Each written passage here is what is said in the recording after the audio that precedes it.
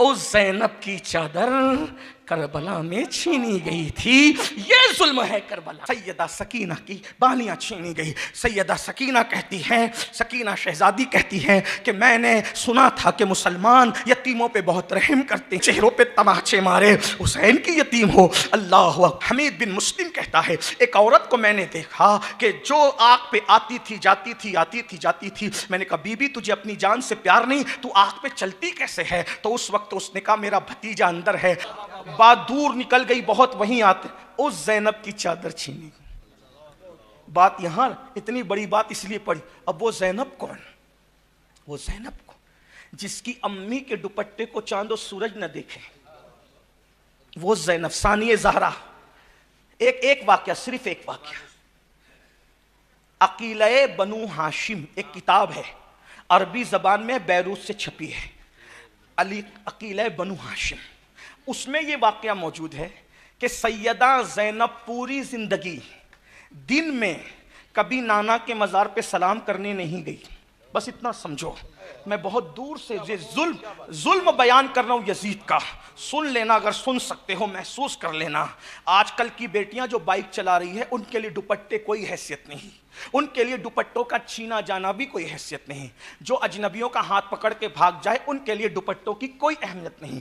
दुपट्टे छीने किसके गए वो मुकद्दमा रखना चाहता हूं। और सरखेज वालों अगर समझ गए तो मेरा आना कामयाब हो गया। यूं कहा करते हैं सुन्नी दास्तान अहले बैत, सैयदा ज़ैनब दिन के वक्त में कभी नाना को सलाम करने नहीं गई, बल्कि रात को जाती थी। रात में भी इशा के बाद नहीं गई, रात में भी फजर तड़के नहीं गई, बल्कि आधी रात गुजरती। अब तवज्जो करना, आधी रात गुजरती। ज़ैनब कौन ज़ैनब है तुम क्या समझो? अगर खुदा वक्त में बरकत दे तो पूरी सैयदा ज़ैनब पढ़ूं, सैयदा ज़ैनब का बचपना पढ़ूं, सैयदा ज़ैनब की शादी पढ़ूं, सैयदा ज़ैनब का खुतबा पढ़ूं, तो तुम्हें समझ में आए कि ज़ैनब। लेकिन एक वाक़े से पढ़े लिखे लोग अंदाजा कर लेंगे। सैयदा ज़ैनब आधी रात के बाद जब नाना को सलाम करने जाती है तो किस शान से जाती है? आगे हैदर कर्रार है और पीछे अब्दुल्ला इब्ने जाफर तैयार है, दाएं इमाम हसन है, बाएं इमाम हुसैन है। इस प्रोटोकॉल के साथ सैयदा ज़ैनब सलाम करने नाना को जा रही है। अल्लाह अकबर। ये है ज़ैनब। ज़ैनब को समझा क्या है?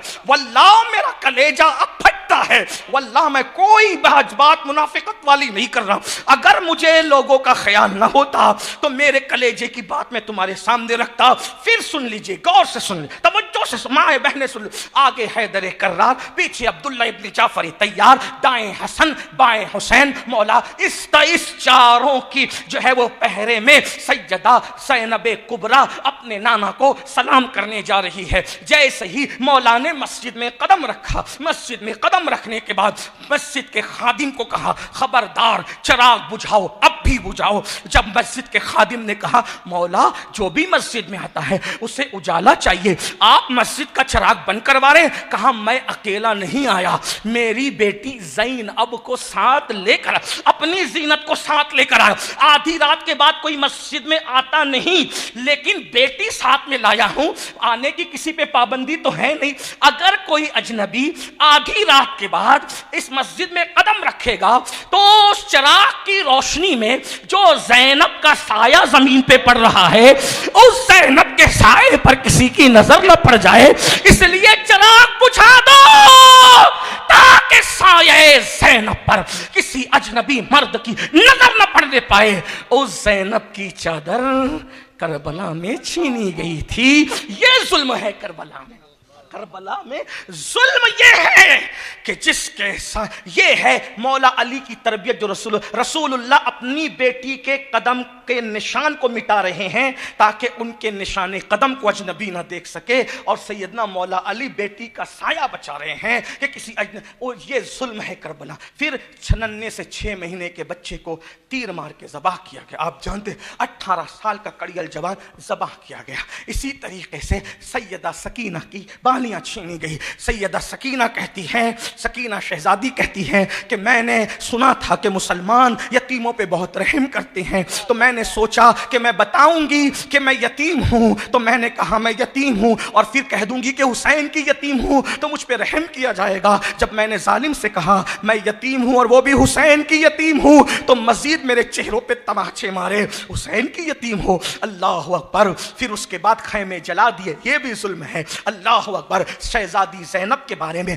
حمید بن مسلم کہتا ہے ایک عورت کو میں نے دیکھا کہ جو آگ پہ آتی تھی جاتی تھی، آتی تھی جاتی تھی. میں نے کہا بی بی تجھے اپنی جان سے پیار نہیں، تو آگ پہ چلتی کیسے ہے؟ تو اس وقت اس نے کہا میرا بھتیجا اندر ہے، حسینی سیدوں میں ایک ہی بچہ ہے، اگر یہ بھی جل جائے گا تو حسینی سیدوں کا سلسلہ کس سے چلے گا؟ حمید بن مسلم کہتا ہے پھر میں نے دیکھا کہ اس خاتون نے اپنے کاندھے پر زین العابدین سید سجاد کو ڈال کر آگ پر چلتی ہوئی وہ اس کو باہر لے کر کے آئی. میرا عقیدہ کہتا ہے، میری عقیدتیں کہتی ہے ایک زین العابدین کندھے پہ نہیں ہے بلکہ اللہ اکبر امام حسین کے بعد کی ساری امامت زینب کے کندھوں پر ہے، سیدوں کی سیادت زینب کے قدموں پر ہے. اللہ اکبر. اس زینب کو ہم کس طریقے سے خراج عقیدت پیش کریں؟ اے شام کی ملکہ، اے ملکہ شام، اے اونو محمد کی امی، اے سرکار عبداللہ کی ملکہ، اللہ اکبر، اے علی مرتضیٰ کی زینت، میں تمہیں کس طرح سے عقیدت کا سلام پیش کروں؟ بس اتنا کہہ دوں نبی کے گھر میں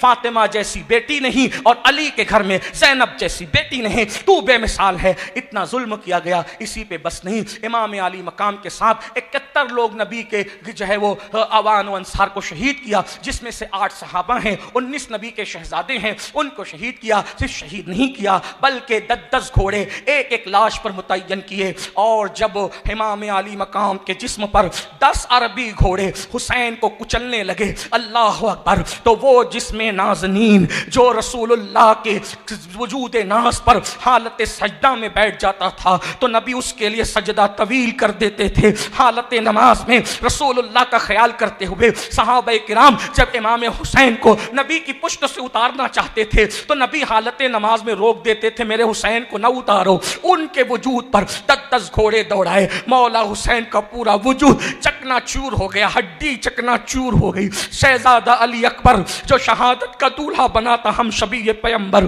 ان کے وجود پر گھوڑے دوڑائے. شہزادہ علی اصغر جو 6 مہینے کا ننھا معصوم ہے، معصوم شرعی نہیں بلکہ لغوی معنی میں کہہ رہا ہوں، ان کے وجود کو گھوڑے کی ٹاپ سے کچلا گیا. 19 سال کے علی اکبر کو گھوڑے کی ٹاپ سے کچلا گیا. اسی پر بس نہیں، سروں کو کاٹ کر نیزوں پہ اٹھایا. نیزوں پہ صرف نہیں اٹھایا، جب 11 محرم آئی تو ظالموں نے نبی کی شہزادیوں کے ہاتھوں کو رسی سے باندھ دی. کئی دن کا بھوکا پیاسا شہزادہ زین العابدین ان کے گلے میں ٹوک ڈالا، ہاتھوں میں ہتکڑیاں پہنا. یہ ظلم ہے، ظلم سن لیں. عنوان طویل ہے لیکن مختصر میں کہہ رہا ہوں. ہاتھوں میں بیڑیاں، ہاتھوں میں بیڑیاں. آج لوگ سیدوں کے ہاتھ چومتے ہیں تو میرا کلیجہ کانپتا ہے. ایک سید نے بیڑیاں پہن کر سارے سیدوں کے ہاتھوں کو قیمتی بنا دیا. امام زین العابدین گلے میں توق ڈال کر، ہاتھ میں ہتھکڑیاں پہنا کر، پیروں میں بیڑیاں ڈال کر کئی دن کے اس بیمار کو اونٹوں کی نکیل تھما دی گئی، تم کو پکڑ کے چلنا ہے. امام زین العابدین کھڑے ہونے کی کوشش کرتے ہیں، دھڑ سے زمین پر آ جاتے ہیں.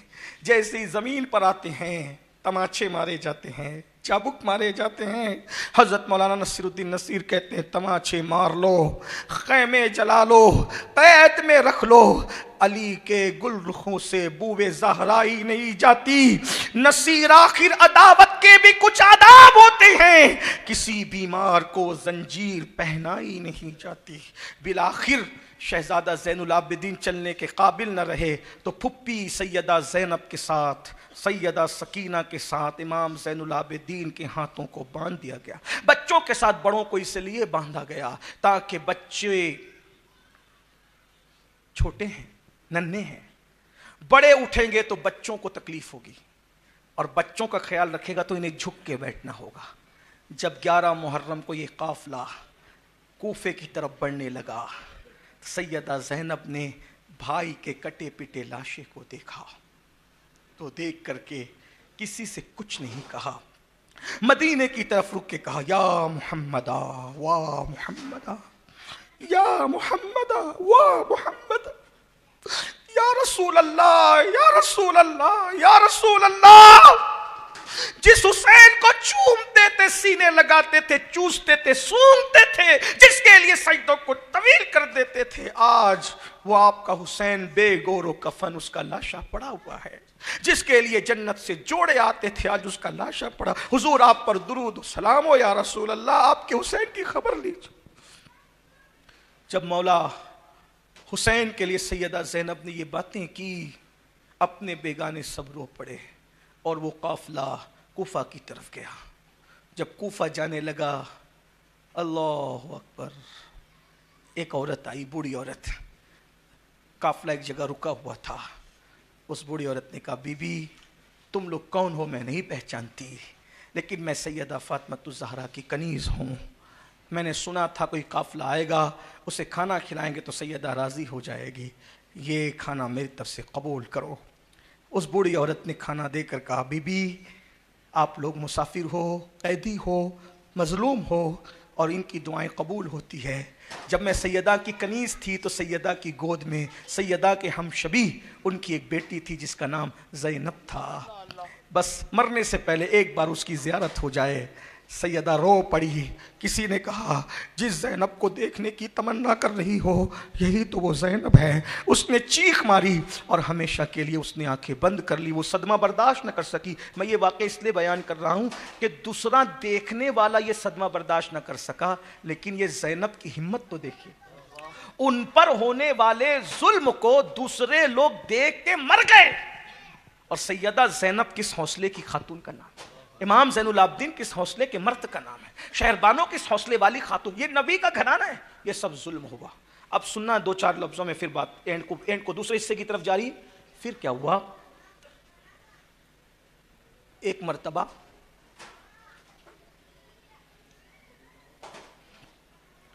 سرکار زینب کے شوہر حضرت عبداللہ ابن جعفر طیار نے کہا ہمیں ملک شام چلنا ہے، ہمیں ملک شام چلنا ہے۔ سیدہ زینب نے کہا چلیے۔ شام گئی تھی نا، دوبارہ کئی برسوں بعد شوہر کے ساتھ گئی تو وہ بازار میں پھرانے کا منظر یاد آیا تو برداشت نہ کر سکی اور وہیں انتقال کر گئی، وہیں ان کا مزار بنا۔ میں 8 دن میں نے اعتکاف کیا ہے سیدہ زینب کے مزار پہ، پوری رات وہیں بیٹھا رہتا تھا اور ایک بات کہتا تھا، بس مالکہ مجھے دیکھ لیں، بس اس کے سوا میں نے کچھ نہیں مانگا، کہ مالکہ ایک بار مجھے دیکھ لیں، آپ کا غلام آیا، غلام زادہ، غلام ابن غلام ابن غلام ابن غلام۔ بہرحال بڑی برکتیں وہاں کی، اللہ امن و امان پیدا کرے، تو ایک بار ضرور جائیے۔ اس پورے علاقے کو زینبیہ کہتے ہیں اور دیکھنا کربلا کی یاد آئے گی۔ بہرحال ایک دن کسی نے پوچھا، سیدہ زینب سے پوچھا بی بی کوفہ اور شام میں تمہیں بازار کے کس دروازے سے داخل کیا گیا تھا؟ تو بی بی کہنے لگی رو کر ایک دروازے سے داخل نہیں کیا تھا، جتنے دروازے تھے سب سے گھما کے لاتی، ہر دروازے سے گھما۔ اور یہ نہیں کہا کہ آل نبی آ رہے ہیں، یہ کہتے تھے کہ جو بازار میں اور جنگلوں میں لوگوں کے مال لوٹتے تھے وہ ڈاکوؤں کی اولاد آ رہے ہیں، یہ گالیاں دیتے، یہ ظلم کیا، کوفے میں قید میں رکھا، امام حسین کے لبوں پہ چھڑی ماری۔ واقعات نہیں بتا رہا ہوں کیونکہ وقت نہیں، ایسی بھی اشارے دے رہا ہوں۔ دمشق لے گئے، دمشق جسے دمشق بھی کہتے ہیں، باجے بجائے، شہر سجایا، گلی کوچوں میں گھمایا، اور اس کے بعد جب امام کا کٹا ہوا سر آیا تو کہا میں نے آل محمد سے اپنے باپ داداؤں کا بدلہ لے لیا۔ اس کے بعد دمشق کے قید خانے میں رکھا۔ اس قید خانے کی صرف ایک بات سن لیں، قید خانے میں جب رکھا، ننھی سی شہزادی 7 سال کی سکینہ اپنی پھپھی سے شام کے وقت کہتی ہے پھپھی اماں شام کو پرندے بھی اپنے گھر جاتے ہیں، ہم اپنے گھر کب جائیں گے؟ پھپھی اماں ہمیں کھانا بھی نہیں ملتا، پھپھی اماں دعا کر دو کہ سکینہ مر جائے تاکہ اس مصیبت سے نجات مل جائے۔ یہ بات سیدہ زینب سنتی ہے تو کہتی ہے بیٹا صبر کرو، ہم نبی کی اولاد ہیں، ہمیں صبر کر۔ صبر کی تلقین ایک دن ایک مرد نے سنا، سننے کے بعد اپنی بیوی سے کہا دیکھو ہم نے قید خانے سے ایک بچی اور ایک بڑی آواز کو سنا، بچی کہہ رہی ہے بھوک اتنی لگی ہے کہ دعا کر دے کہ میں مر جاؤں تاکہ بھوک سے نجات ہو جائے۔ تم ہر جمعہ کو نیاز حسین کرتی ہو نا، اس جمعہ کی نیاز حسین ہمیں قید خانے میں لے جانا ہے، قید خانے میں ہم لے جائیں گے نیاز حسین اور اس قیدی کو کھلائیں گے جو چھوٹی سی بچی کی میں نے آواز سنی۔ ہم قید خانے میں نیاز کیسے لے جائیں گے؟ تو کہا جیل کا داروغہ میرا دوست ہے، میں اس کو پھسلا کر کچھ رشوت دے کر کے ہم اندر جائیں گے۔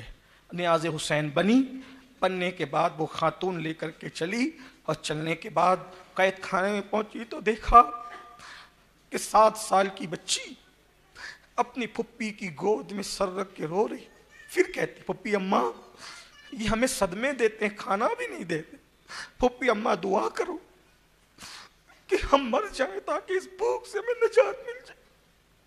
اس عورت کا کلیجہ منہ کو آئے، اس نے کہا شہزادی تم کون ہو میں نہیں جانتی، لیکن تیری شکل بتاتی ہے کہ تو شہزادی ہے، تیرا چہرے کا نور بتاتا ہے کہ تو شہزادی ہے۔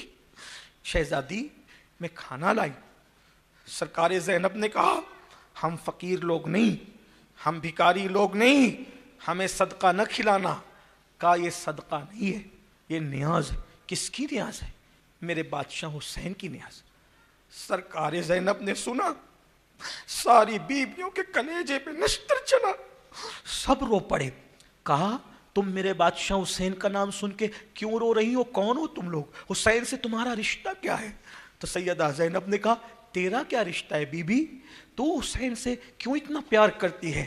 تو کہا وہ میرا محسن ہے، وہ میرا آقا ہے، میں ہر جمعہ کو اس کی نیاز کرتی ہوں، نیاز کھاؤ دعا کرو میرا حسین سلامت، اللہ اس کی عمر بڑھائے۔ کہا کیوں؟ کہا بڑا احسان ہے ان کا مجھ پہ۔ کیا احسان ہے؟ کہا میرے ابا صحابی رسول تھے، ان کا وصال ہو گیا، ہم مدینے میں پیدا ہوئے، ہم مدینے میں پلے بڑھے لیکن بعد میں ملک شام آ گئے۔ کہا کیا احسان ہے وہ تو بتا۔ کہا میں بچی تھی، بیمار ہوئی تو طبیبوں نے حکیموں نے مجھے جواب دے دیا، حکیموں نے کہا یہ بچی مر جائے گی، اس کو ایسی بیماری لگی ہے یہ چند لمحوں کی سانس لے گی مر جائے گی۔ میرے ابا نے مجھے اٹھا کے نبی کے قدموں میں لے آ کے ڈال دیا۔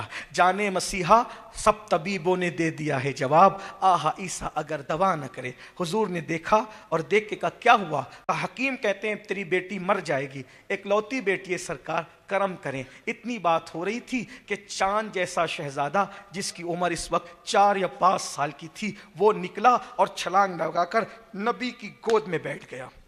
وہ کون تھا؟ وہی حسین بادشاہ تھا میرا۔ بس باتیں میرے بابا کی اور رسول اللہ کی ہو رہی تھی۔ اس شہزادے نے میرے سر پہ ہاتھ رکھا، کہا اللہ اسے عمر دے۔ اس کا ہاتھ لگنا تھا کہ خدا نے مجھے شفا دیا، میں حیات ہو گئی، میں بڑی ہو گئی۔ میرے بابا نے مجھ سے کہا بیٹی تو حسین کی دعا کی برکت ہے، اب احسان کا بدلہ یہ ہے کہ جب تک تو زندہ رہنا حسین کی طرف سے نیاز کرتے رہنا اور حسین کی لمبی عمر کے لیے دعا کرتے رہنا۔ بس یہی میرا رشتہ ہے حسین بادشاہ سے، کھاؤ میرے بادشاہ کے لیے دعا کرو، اللہ میرے حسین کی عمر کو لمبا کر دے۔ اتنا سننا تھا بیویوں نے کہا جس حسین کی لمبی عمر کی تم دعا کر رہی وہ تو کب کا شہید ہو، یہ بچی اس کی بچی، یہ یتیم اس کی بیٹی ہے۔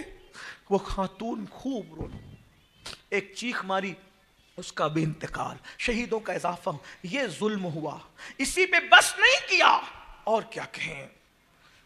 10,000 یا 12,000 کا لشکر دے کر یزید نے مدینہ منورہ میں چڑھائی کی۔ وہ مدینہ منورہ جہاں ہوائیں بھی ادب سے چلتی ہیں، جہاں فرشتے پر سمیٹ کر آتے ہیں، جہاں جبریل بھی پر سمیٹ کر آتے ہیں، 12,000 کا لشکر بھیجا، 3 دن تک مدینہ منورہ کی عورتوں سے زنا کروایا۔ اٹھاؤ تاریخ، یہ ہے یزید۔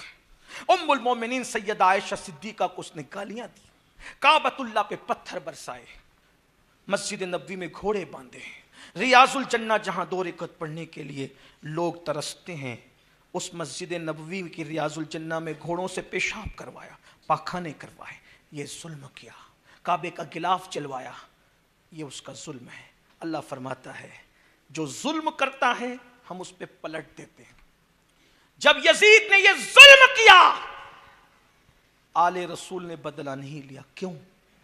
اگر آل رسول بدلہ لیتے تو دنیا کہتی انہوں نے ظلم کیا، انہوں نے بدلہ لیا۔ تو آل رسول کا اخلاق کیسے مشہور ہوتا، ان کا صبر کیسے مشہور ہوتا، ان کے خون کی برکتوں کی خوشبو لوگ کیسے سونگتے۔ تو قدرت نے کہا زین العابدین تو گھر بیٹھنا، باقر تو گھر بیٹھنا، بدلہ ہم لیں گے۔ کیوں؟ کیونکہ تم کریموں کی اولاد ہو، میں نے تمہیں کریموں کی اولاد میں پیدا کیا، لیکن میں منتقم بھی تو ہوں۔ اور پھر اللہ نے بدلہ لیا۔ اب سنو ظلم کا بدلہ کیسے ہوتا ہے۔ ایک بات، اب پوری داستان نہیں پڑھتا، صرف ایک بات یزیدیوں کا انجام پڑھتا آج، اس کو پھر کسی موقع کے لیے چھوڑتا ہوں، صرف یزید کا انجام سن لو۔ جب قدرت نے بدلہ لینا چاہا تو یزیدیوں سے بدلہ کس کو کھڑا کیا پتہ ہے؟ مختار ثقفی کو جیل سے نکلوایا اس کو، اور پوری لمبی داستان ہے، اپنے بزرگوں سے سننا، علماء سے سننا۔ لیکن میں ایک بات، یزید کے ساتھ اللہ نے کیا کیا؟ یزید تقریباً 8 یا 9 بیٹے چھوڑ کے مرا، ایک بیٹا بھی زندہ نہ رہا، نمبر 1۔ نمبر 2، اس کی خود کی بیویاں بھی اس کی موت کے بعد بیوگی میں اس کے ساتھ نہ رہی، دوسروں سے نکاح کرے۔ خود اس کی بیوی جو بہت خوبصورت تھی ام خالد، اس نے مروان کے ساتھ نکاح کی، یعنی یزید کی بیویاں بھی یزید کی نہ رہی، انہوں نے بھی یزید سے بھی بغاوت کر لی اس کی موت کے بعد، نمبر 1۔ نمبر 2، یزید کا جو 8-9 بیٹوں میں ایک بیٹا تھا، اس کا نام تھا معاویہ اصغر۔ میں کہاں سے پڑھ رہا ہوں؟ علامہ ارشد القادری سے پڑھ رہا ہوں، حوالہ یاد رکھنا۔ اور ارشد القادری میرے لیے حوالہ ہے، کیونکہ میں جانتا ہوں میری جماعت کا وہ ایسا عظیم عالم اور بزرگ ہے، بغیر حوالے کے انہوں نے ہوائی فائرنگ نہیں کی۔ غور سے سننا، غور سے سننا، حسینیت کسے کہتے ہیں اور یزیدیت کسے کہتے ہیں۔ معاویہ اصغر یزید کا بیٹا، یزید نے اپنے بیٹے کو کہا کہ میں چاہتا ہوں کہ میرے بعد میں تجھے اپنا جانشین بناؤ۔ تو معاویہ اصغر نے کہا جس تخت پر آل رسول کے خون کے چھینٹے ہیں اس تخت پر میں نہیں بیٹھ سکتا، اور میں تیری حکومت پر تھوکتا ہوں۔ علامہ ارشد القادری نے لکھا، اور اس نے یزید کے سامنے کہا یا حسین، یزید کے گھر میں یا حسین کا نعرہ قدرت لگواتی ہے۔ یہ ہے امام حسین، حسینیت یہ ہے، حسین کی اولاد نے یا یزید نہیں کہا، لیکن یزید کی اولاد سے خدا نے یا حسین کہا۔ واہ واہ واہ، سبحان اللہ سبحان اللہ۔ آپ سمجھتے کیا ہو؟ دنیا انسان کو بیدار تو ہو لینے دو، ہر قوم پکارے گی ہمارے ہیں۔ یزید کو صدمہ ہوا کہ میرا بیٹا میرا نہیں، اور اس کے بیٹے کا خطبہ پڑھ دوں تو اچھوں کے ہوش ٹھکانے۔ سمجھ لو، پھر کسی موقع کے لیے ادھار چھوڑ جا رہا ہوں، اور ویسے اس کا خطبہ سننے کا تمہارے اندر حوصلہ بھی نہیں، اس کے لیے حوصلہ چاہیے، بس اتنی بات۔ بہرحال پھر یزید مرا کیسے؟ 2 روایتیں، ایک پڑھتا ہوں ایک باقی رکھتا ہوں۔ یزید تھا عیاش، بہت بڑا عیاش تھا، اس کے ایک عیسائی لڑکی کے ساتھ افیئر تھا۔ میں کہاں سے پڑھ رہا ہوں؟ عقد الفرید، یہ کتاب ہے، کیا نام ہے کتاب کا؟ نیٹ پر موجود ہے، جاؤ سرچ کرنا۔ بہت نیٹ کرتے ہو تو نیٹ پہ ہی بول رہا ہوں۔ ایک عیسائی لڑکی کے ساتھ، بعض لوگوں نے کہا یہودی لڑکی، جو بھی تھی عیسائی یہودی تھی لیکن اہل کتاب تھی، اس لڑکی کے ساتھ اس کا ناجائز تعلقات کا معاملہ۔ ویسے اتنا پاپی تھا بھائی، سوتیلی بہنوں کو تک وہ پاپ کی نظر سے دیکھتا، اور سوتیلی بہنوں کے ساتھ نکاح کو جائز سمجھتا تھا، پھپھیوں کے ساتھ نکاح کو جائز سمجھتا تھا، خالاؤں کے ساتھ نکاح۔ کیا لوگ یزید کے ساتھ کھڑے ہیں؟ بھی کون سی سازش ہے؟ پہلے لوگ اگر کھڑے ہوتے تو سمجھتا چلو بھائی یزید کی حکومت ہے، لوگ اس کے ساتھ کھڑے ہو گئے مجبوری۔ اب کیا مجبوری ہے؟ اب کیا مجبوری ہے؟ بہت غوث پاک کہتے ہیں، غوث پاک کے امام نے تو یزید کو کافر کہا ہے، ہمارے امام اعظم ابو حنیفہ نے لوگوں پہ چھوڑ دیا۔ کافر کہیں گے تو ہم منع نہیں کریں، ہمارے امام کہتے ہیں۔ ہاں، ہم نہیں کہیں گے، امام کہتے ہیں. کیوں؟ ماحول ایسا تھا. اور بلکہ ہماری جماعت کے ایک بہت بڑے بزرگ علامہ شفیع کاڑوی رحمۃ اللہ علیہ، علامہ شفیع کاڑوی رحمۃ اللہ علیہ کہا کرتے تھے کہ امام اعظم نے اس کو جو کافر نہیں کہا تو اس میں حکمت یہ ہے کہ اگر اس کو کافر کہتے، توجہ، تو لوگ سمجھتے یزید فرعون جیسا ہے. یعنی ایک محدود تصور ہو جاتا. اگر اس کو کافر کہتے تو لوگ سمجھتے ہیں نمرود بھی کافر ہے، نمرود جیسا. اور آج کے دور میں اگر شفیع کاڑوی ہوتے تو شاید وہ یہ کہتے کہ اگر یزید کو امام اعظم کافر کہہ دیتے تو لوگ سمجھتے ہیں نتن یاہو جیسا، ہٹلر جیسا ہے، یہ وہ کہتے. لیکن تو ایسا کہتے تو محدود ہو جاتی. میں کیونکہ نتن یاہو کافر ہے مگر وہ قاتل ہے. کس کا؟ لوگوں کا. اور یزید قاتل ہے نبی کے گھر والوں. وہ مسجد کا قاتل، یہ کعبے کا قاتل. وہ مسجد کی بھی حرمتی کر رہا ہے، یہ مسجد نبوی کی بھی حرمتی کر رہا ہے. تو چونکہ یہ علامہ شفیع کاڑوی کہہ رہے ہیں، میں صرف ان کی بات نقل کر رہا ہوں، میں اپنا کوئی موقف پیش نہیں کر رہا ہوں.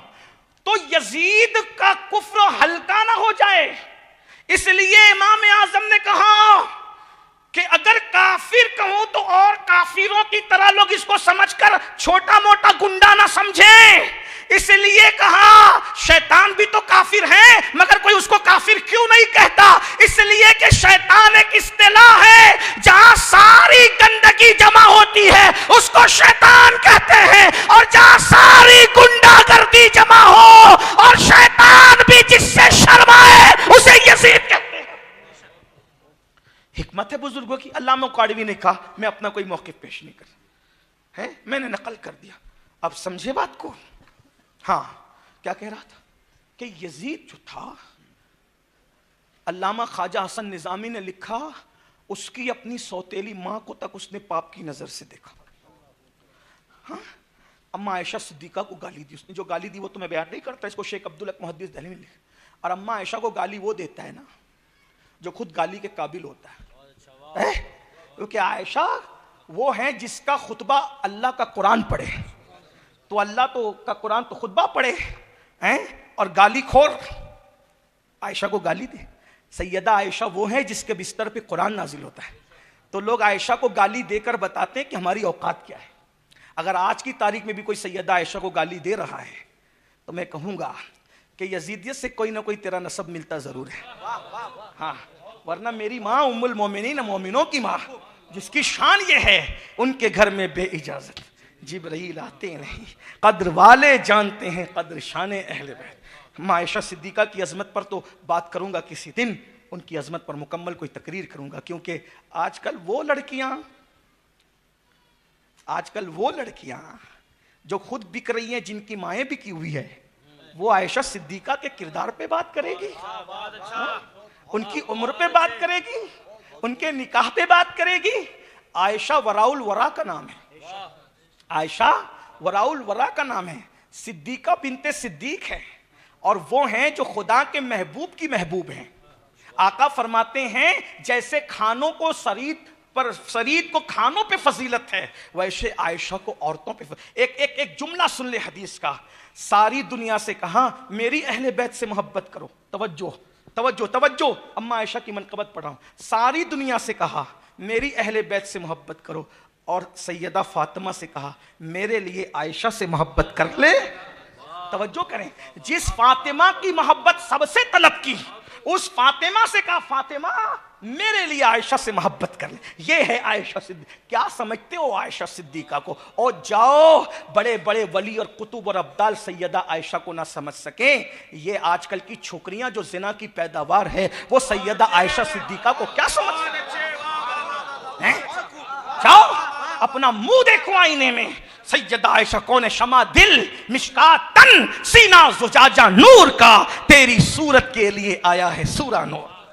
اور حال بات ختم کرنے لگا ہوں. تو یزید کا افیئر تھا، اور جس لڑکی سے اس کا ایک فرید میں نے حوالہ پر، جس لڑکی سے اس کا افیئر تھا اس کا بچپنے کا دوست تھا سرجون ابن منصور. چونکہ یزید اپنے ابا کے گھر نہیں پلا تھا، ابن کثیر کہتے ہیں کہ یہ پلا تھا کہیں اور. جہاں پلا تھا ابن کثیر نے لکھا، میں صرف نقل کر رہا ہوں، کس ماحول میں پلا؟ یہودیوں کے ماحول میں، نصرانیوں کے ماحول میں۔ اس کا بچپنے کا دوست ہے سر جون ابن منصور، جو عیسائی ہے یا یہودی ہے، اور کتوں سے کھیلنا، بندروں سے کھیلنا۔ یہ نوجوان بچے بیٹھے ہیں، اب ہماری عمر بھی اب اس قابل نہ رہی کہ کھل کے بات کریں، لیکن بس بچوں کو پتہ چلے لڑکوں سے بدکاری اس کا محبوب مشکلہ، اور تو جو سوتیلی ماں کو جو پاپ کی نظر سے دیکھے اس کا کردار میں کیا بیان کروں بھائی۔ کردار والے لوگ کبھی اہل بیت کو نہیں چھیڑتے۔ میں یزید کے جو والد بزرگوار ہیں میں ان کو تو کبھی کچھ کہہ بھی نہیں سکتا، سوچ بھی نہیں سکتا، میرے نبی کے صحابے میں وہاں کوئی بات نہیں کر رہا ہوں، یہ وضاحت کر کے کہہ رہا ہوں، لیکن اس کا خود کا کردار، اور اگر اس کا اور کھولوں نہ تو پھر بات بہت لمبی ہوگی۔ جتنا بھائی جان نے ٹائم دیا تھا میں اس سے بہت آگے بڑھ گیا، میں معذرت چاہتا ہوں، لیکن آپ سن لے ذرا تھوڑی دیر۔ تو وہ بدکار تھا لڑکوں کے ساتھ بھی، بندروں کا ناچ دیکھنا، جب سوتا تھا تو سرہانے شراب کے مٹکے رکھے رہتے۔ سرجون جو تھا ابن منصور، اس کا بچپنے کا دوست، اس کا سیکریٹری، جب وہ بادشاہ بنانا، کوئی خلیفہ ولیفہ تو وہ تھا نہیں نا، ہم اس کو خلیفہ مانتے بھی نہیں، کہا گا خلیفہ صدیق اکبر ہے۔ خلف سے سلف کا کردار پتا چلتا ہے۔ صدیق نے بتایا میں ایسا ہوں تو مجھے تیار کرنے والے آمنہ کے لال کی شان کیا ہو۔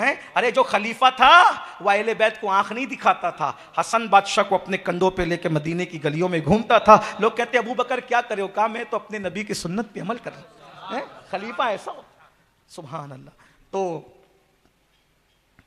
یزید کا دوست تھا سرجون ابن، اور بھی اس کے بہت سارے دوست تھے، ابھی ان سب کو کھولوں گا تو بہت ٹائم جائے گا۔ اچھا میں یہ جلدی بیان نہیں کرتا، وجہ بتاؤں کیوں؟ میرے امام کی اتنی خوبیاں ہیں کہ مجھے ٹائم ہی نہیں ملتا وہ بیان کرتے کرتے اس کتے کی طرف آنے کا۔ ہاں لیکن بھائی جان نے مجھے آج کہا کہ تو بول اس کو، تاکہ لوگوں کو پتا چلے کہ یزید کا انجام اور یزیدیوں کا انجام کیا ہوا۔ میں اتنا لمبا گھوم پھر کے آیا کہ اب ٹائم نہیں رہا، لیکن بھائی جان کا یہ دیا ہوا عنوان اس کو پورا کر رہا ہوں۔ اس کے بہت دوست تھے، اس لڑکی کے ساتھ افیئر، اور اللہ کی شان، چونکہ یزید تھا بہت موٹا بھدا، اس کے جسم پہ اتنے بال تھے جیسے سور پہ بال ہوتے۔ میں کوئی غصے میں نہیں کہہ رہا ہوں، ابن کثیر کو اٹھاؤ، ابن خلدون کو اٹھاؤ، ابن اثیر کو اٹھاؤ، تاریخ خلفاء امام سیوطی کو اٹھاؤ، یہ بڑی کتابوں کو اٹھاؤ تو دیکھو یزید کا حلیہ، وہ بہت موٹا تھا۔ موٹا کس کو کہتے ہیں؟ کہ جو رکوع و سجود نہ کر سکے، اس کا پیٹ ایسے لٹکا تھا، موٹا، اور سور کی طرح پورے جسم پہ۔ عمر زیادہ بھی نہیں تھی اس کی، تقریباً 39 سال کی عمر میں تو مر بھی گیا، بہت لمبی عمر نہیں پایا۔ وجہ بتاؤں؟ اس کو بھی سن لیں، معذرت۔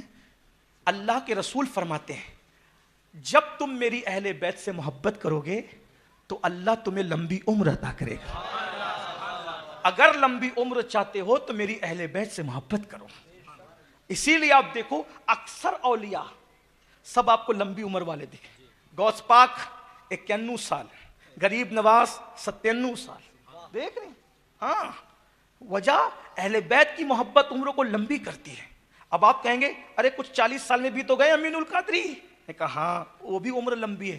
کہا وہ کیسے؟ 40 سال میں مرنے والے کی عمر لمبی کیسے؟ میں نے کہا عمر اس کو کہتے ہیں آدمی چلا جائے پھر بھی لوگ خیر کے ساتھ اس کو یاد کرتے رہے۔ سبحان اللہ، یہ بھی تو عمر ہے، یہ بھی عمر ہے، یہ بھی عمر ہے کہ لوگ جانے کے بعد یاد کریں۔ آج احمد رضا کے ڈنکے کیوں بج رہے ہیں؟ 66 سال میں وہ بادشاہ گیا سنیوں کا، لیکن آج بھی سنیوں کی محفل ختم نہیں ہوتی جب تک کہ لوگ احمد رضا کے مسلک کا نعرہ نہ لگا۔ یہ شان ہوتی ہے نا۔ بہرحال عرض کیا کر رہا تھا؟ میری اہل بیت سے عمر لمبی ہوگی، میری اہل بیت سے محبت کرو، تمہارے گھر میں اتحاد ہوگا۔ حضور فرماتے ہیں اپنے قبیلوں میں اتحاد چاہتے ہو تو میری اہل بیت سے محبت کرو۔ جب تم میری اہل بیت کی حق تلفی کرو گے اللہ تمہارے گھر میں پھوٹ ڈال دے گا، تمہارے قبیلہ میں پھوٹ ڈال دے گا۔ اور دیکھ لو، ڈنڈی نہ مارو، جو تمہارا بیٹا تمہارا غدار ہے، وجہ تم اہل بیت کے غدار ہوئے، اللہ نے تمہارے بیٹے کو تمہارا غدار بنا دیا۔ آپ کیا سمجھ رہے ہیں؟ یہ میری اپنی بات نہیں ہے، حدیث سے اٹھا کے پڑھو۔ اگر چاہتے ہو کہ تمہاری نسل تمہاری وفادار ہو، اہل بیت سے محبت کر کے دیکھو۔ بیٹے تلوے نہ چومے تو غلامی لکھنے کے لیے تیار کر کے، لیکن کون سی؟ باہر کہتے ہیں ہم تو اہل بیت کو چاہتے ہیں، اور پھر اس کے بعد وہ تو ایسے ہیں۔ یہ منافقت نہیں ہے۔ اہل بیت کو چاہنا ہے تو احمد رضا کی طرح چاہ کے دیکھو۔ ہے کیا شان ہے پتہ ہے؟ سید نے پالکی کو کندھا دیا تو امام احمد رضا کہتے ہیں تم میں سید کون ہے؟ کہا سید کون ہے؟ سید کہتا ہے مزدوروں سے کام لیا جاتا ہے، نسب نہیں پوچھا جاتا۔ کہا تم ہی سید ہو؟ پتہ ہے، معاف کر دو۔ کیسے معافی مانگی؟ مکاریاں نہیں، پے کرے خلوص و وفا کو احمد رضا کہتے ہیں۔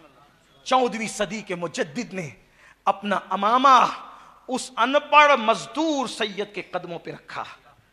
تم تقوی میں تولتے ہو سیدوں کو، تم علم پہ تولتے ہو سیدوں کو، تم لفظوں کے تلفظوں پہ تولتے ہو سیدوں کو، تم داڑھی اور ٹوپیوں پہ تولتے ہو سیدوں کو۔ خون رسول نہ دیکھا؟ خون رسول۔ امام احمد رضا نے اس پالکی اٹھانے والے سید کے قدموں میں اپنا امامہ رکھا۔ کہا شہزادے کل تمہارے نانا پوچھیں گے کہ عزت میں نے اسی لیے دی تھی کہ میرے نواسوں کے کندھوں پہ تم سواری کرو گے، تو میں کیا جواب؟ آپ مجھے انہوں نے کہا حضرت معاف کیا معاف کیا۔ کہا نہیں ایسے تو معافی نہیں، امامہ رکھ کر بھی دل شاد نہیں ہوا، ایسے نہیں۔ کہا پھر کیسے؟ کہا جتنے قدم آپ مجھے لے کے چلے ہیں پالکی میں اٹھا کے، احمد رضا اب پالکی کو کندھا دے گا اور اتنے ہی قدم تم کو لے کے چلے گا۔ یہ ہے اہل بیت کی محبت، یہ اہل بیت کی محبت۔ بہرحال بات دور جاتی ہے تو سرجون ابن منصور جو تھا اس لڑکی سے پیار کرتا تھا، اور وہ لڑکی بھی اس کو چاہتی تھی کیونکہ سرجون تھا یزید کی طرح نہیں تھا، وہ ظاہری طور پہ دیکھنے دکھانے میں خوبصورت تھا، یہودی بچہ تھا، ملک شام کا تھا یا عیسائی تھا، اور یہ تھا موٹا بھدا، چل پھر بھی نہیں سکے، یہ پڑا رہتا تھا ایسی کھا پی کے۔ تو ہوا یہ کہ اس کے پاس بادشاہت تھی، اس کے پاس بادشاہت نہیں تھی، تو یہ لڑکی کو مجبور کرتا تھا۔ سرجون نے ایک دن کہا اس کا قصہ ختم کر۔ کہا کرنا کیا؟ بولے یہ بولتا ہے کہ مجھے یہ لڑکی چاہیے تو نہ رہے بانس نہ بجے بانسری۔ اس لڑکی نے کہا یزید اگر میں تجھے چاہیے بدکاری کے لیے تو جنگل آنا پڑے گا۔ یزید عربی گھوڑا لے کے جنگل گیا، اور جنگل جانے کے بعد لڑکی دوسرا گھوڑا لائی، پہلے سے پلان تھا، لڑکی کے کمر میں خنجر تھا، سج دھج کے آئی تھی۔ لڑکی نے اپنا گھوڑا آگے دوڑایا، یزید نے اپنا گھوڑا پیچھے دوڑایا، چونکہ تھا موٹا بہت زیادہ، دوڑاتے دوڑاتے تھک گیا، تھکا تو پیاس لگی، پیاس لگنے کے بعد لڑکی کے گھوڑے کو اس نے کھینچا اور اس لڑکی کو اپنے گھوڑے پہ کھینچا، وہ لڑکی گھوڑے پہ بیٹھی، اور جب بیٹھی تو اس نے بیٹھ کر کے فائدہ اٹھایا۔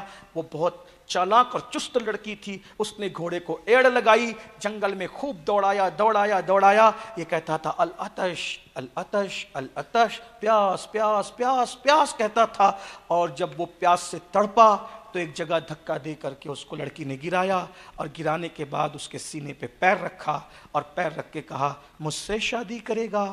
جو اپنے نبی کی آل کا وفادار نہ ہوا وہ میرا کیا وفادار ہوگا؟ اور لڑکی نے شیرک کو کاٹا، اور کاٹنے کے بعد ایسی غائب ہوئی کہ آج تک نہ سرجون کا پتہ چلا نہ اس لڑکی کا پتہ چلا۔ لاش ڈھونڈتے رہے ڈھونڈتے رہے ڈھونڈتے رہے، کئی دنوں تک لاش نہیں ملی۔ یاد رکھنا جو اہل بیت سے دشمنی کرتے ہیں ایسے گم ہوتے ہیں کہ جنازوں میں چہرے بھی پہچانے نہیں جاتے۔ کئی دنوں کے بعد یزید کو ڈھونڈتے ڈھونڈتے کچھ اس کے سپاہی جنگل کو نکلے تو دیکھا کہ یزید کی لاش اس حالت میں پڑی ہے کہ اس کے جسم میں کیڑے پڑے ہوئے ہیں اور ایسی بدبو آ رہی ہے کہ برداشت کے قابل نہیں۔ بالآخر بیٹے جنازے کو کاندھا نہ دے سکے، اسی حالت میں لپٹا اور لپٹ کر باب الصغیر قبرستان کے قریب میں اس کو دفن کیا۔ 600 سال کے بعد جب اس کی قبر کو، یزید کی قبر کو کھولا گیا، اندر کچھ نہیں تھا، جلی ہوئی ہڈیاں ملی، یعنی ہڈیاں بتا رہی تھی کہ وہاں بھی جلا اہل بیت سے، اندر بھی جل رہا ہے۔ اور پھر اہل بیت کے محبین نے وہاں پر سیسے کی ایک فیکٹری بنائی، اور سیسے کی فیکٹری بنا کر عین جو یزید کی قبر تھی وہیں پر وہ بھٹی لگائی، اور برسوں تک بلکہ کئی سالوں تک وہ بھٹی یزید کی قبر پر جلتی رہی، اور لوگوں کو بتایا جو اہل بیت سے دشمنی کرتا ہے آخرت میں جو جلے گا وہ تو جلے گا، یہاں بھی جلے گا۔